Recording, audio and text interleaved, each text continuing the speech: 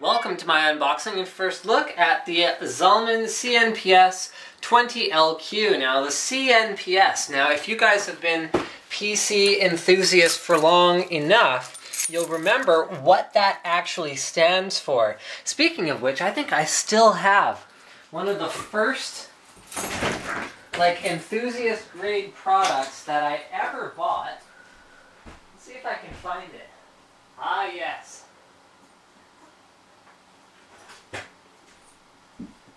No, this isn't the one I was thinking of. The first one I bought was actually a CNPS2000, which was the original flower from Zalman. This is a 7700, the only difference being that it uses a 120mm fan, and the other one that I had was a pure copper one that weighed a ton, cooled really well, for back in the day. Anyway, okay, so CNPS, Case Noise Prevention System, or something along those lines. If I'm wrong, if I don't remember exactly correct, please do leave a comment and let me know. But either way, we've come a long way. So this is a liquid cooling unit, liquid sealed water cooler for easy installation and freedom from maintenance, built-in pump within water block, minimizes tubes, therefore increasing reliability. That is actually true. More joints is more points of failure. Micro fins made of pure copper inside the water block provide excellent heat transfer, so that is referring to the block right here. Durable and long-lasting tubes are easy to bend, allowing easy installation. If these are the ones I think they are, then that much is true as well. Low-profile water block design enhances airflow inside the chassis. This can be a factor, guys. Check this out. So over here, this is my Ivy Bridge test bench, and you can see here that the VRM coolers, so around here on the voltage regulation modules, do require some active airflow. So when you have a fan on here, they obviously get some. However, if you have a big bulky water cooler, what that can do is it can actually impede the airflow around the CPU socket area, causing it to overheat, which can cause it to be less stable. So if you have a nice low profile CPU water block, then you should be less likely to run into any difficulty with that. So here we are. Comes with a PWM fan that runs at 2000 RPM at full speed. Inside we find some foam. We find a user's manual, which looks pretty straightforward. Okay. Then we find the unit itself. It's got a bit of a different look. Now this is an Asetek OEM unit, so if you guys are familiar with what that means, you'll know that it means you've got a fairly bog standard set of mounting hardware. So you see here, these are all labeled. 775, 1156, and 1366 are all on there. You can see we've got AMT retentions right here.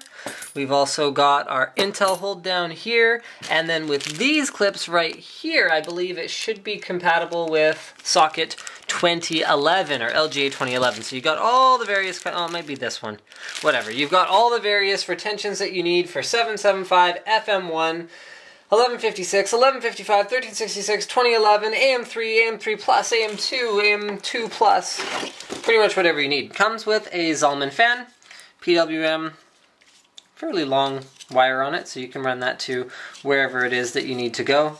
Seems to be a fairly sturdy construction compared to the fans that you usually see included with these prefabbed water cooling doodads. A little plastic cover here, and we find something that looks pretty familiar at this point. So one key difference that we find is that it does use the more rubbery style of tubing. What this does is this minimizes the amount of evaporation that can occur compared to these ones over here. These kinds of more plastic tubings, they're also much easier to route. So these tubes are not, they will kink if I go much further than that.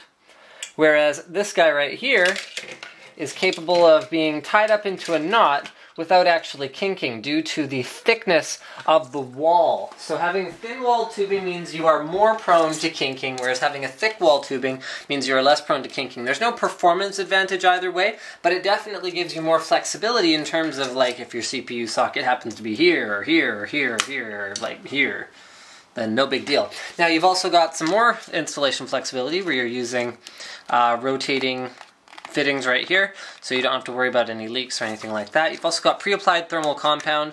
this is a fairly good quality thermal compound, so if this is the first time you're installing it, I wouldn't recommend replacing it with something else. You're going to want to just go ahead and install that right on there. It's only if you take it off and need to reapply it, you need to clean both your CPU and the surface, and then reapply thermal compound. Now, for the radiator, we see it's using a thick style radiator, so you're going to see better performance than you would with a thin 120mm rad, although not quite as good as you'd see with a thin dual 120mm rad, like the one over there on the H100. That's running on my Ivy Bridge test bench.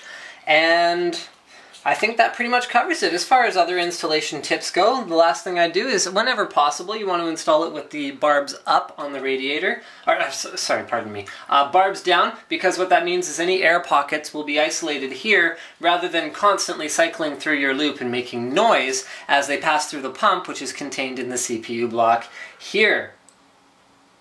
And I think that pretty much covers it. Thank you for checking out this unboxing and first look video at the Zalman CNPS20LQ. Don't forget to subscribe to Linus Tech Tips for more unboxings, reviews, and other computer videos. And doesn't this have a sharp look with the blue on the sides of the radiator? As long as you got like a blue theme going on in your case, that's going to look really good.